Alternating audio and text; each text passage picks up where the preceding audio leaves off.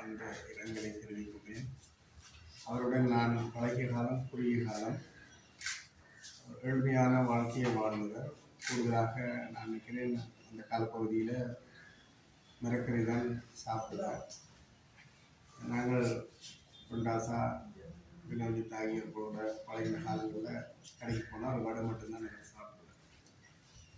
நார்மலாக உடவியலாளர்கள் ஏழ்மையாகத்தான் வாழ்றது. உதாரணத்துக்கு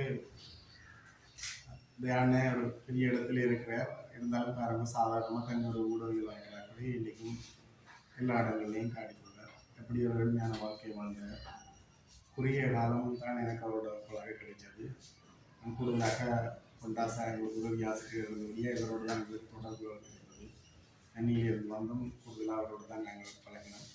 இருந்தாலும் கொண்டாசா அடிக்கடி இவரை பற்றி பல தடவை சொல்லுவார், இன்றைக்கும் நிறைய சொல்லியிருக்கிறார்.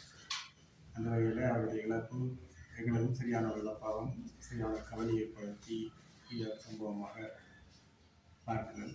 அவருடைய மனைவி பிள்ளைகளுக்கு ஆழ்ந்த இரங்கலை தெரிவித்துக் கொள்கிறேன்.